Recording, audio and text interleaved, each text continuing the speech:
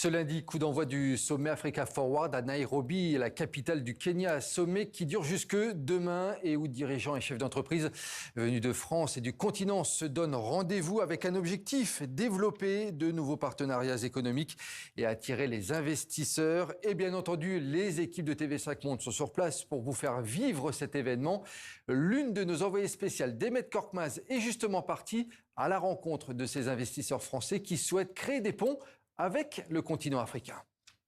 La France met le cap sur l'Afrique de l'Est. Ce sommet de Nairobi doit permettre aux entreprises françaises de trouver de nouveaux marchés. Vous savez, 2400 filiales françaises sont déployées en Afrique subsaharienne. Or, 60% de leur chiffre d'affaires est toujours réalisé en Afrique de l'Ouest.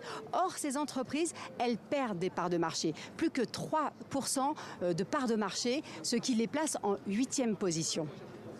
C'est la raison de la présence de plus d'une centaine de PME. Nous avons rencontré Laurence Sigaud. Elle propose une nouvelle source d'énergie renouvelable, transformer la houle de la mer et des océans en énergie, en électricité. L'île Maurice sera le premier à tester sa technologie.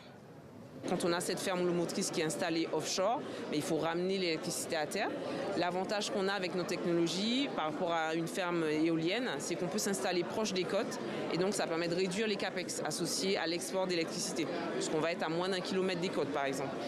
Et un autre avantage aussi qu'on va avoir, c'est que notre solution, elle est toute en acier, elle est simple. Elle est simple et robuste, donc on peut la fabriquer partout dans le monde. Aujourd'hui, l'Afrique australe, c'est 300 térawattheures par an qui peuvent être produits à partir de l'énergie houlomotrice. Donc c'est énorme en fait comme production électrique. Pour vous donner un ordre de grandeur, la France, c'est 40 térawattheures. Donc il y a un gisement aujourd'hui de ressources houlomotrices qui est énorme en Afrique australe, qui permettrait d'alimenter des villes entières en fait. Un projet de 10 MW, c'est 400 000 habitants tout de suite qu'on alimente. Ces PME qui ont fait le déplacement jusqu'ici à Nairobi sont accompagnées par des acteurs institutionnels comme Business France. Nous avons demandé à son directeur général, Louis Marguerite, si l'anglais peut présenter un frein pour ces PME qui exportent beaucoup moins que leurs voisines européennes. Les entreprises françaises, par exemple, exportent 2 fois moins qu'en Allemagne ou en Italie. En tout cas, la langue, elle est très importante. Nous avons dans 70 bureaux, 50 pays, des équipes, la plupart trilingues, français et anglais pour des raisons évidentes. Et la plupart du temps aussi la langue locale parlée, parce qu'il ne suffit pas de parler anglais, il est utile de parler, voire indispensable de parler la langue locale. Moi, j'ai beaucoup d'équipiers et d'équipières qui parlent au moins 3 langues, voire parfois plus.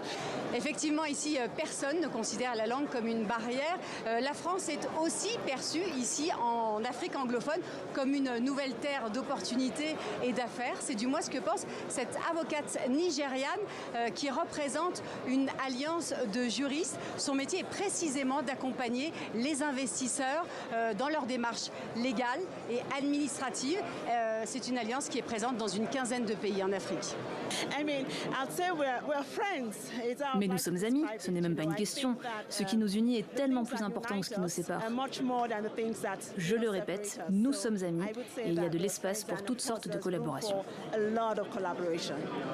Oui, on peut facilement comprendre l'enthousiasme et l'intérêt de cette avocate nigériane. Il faut savoir que le Nigeria, qui accueille une centaine d'entreprises françaises, est devenu le premier partenaire commercial de la France en Afrique subsaharienne, avec de très grands acteurs comme Total Energy et l'armateur CMA-CGM.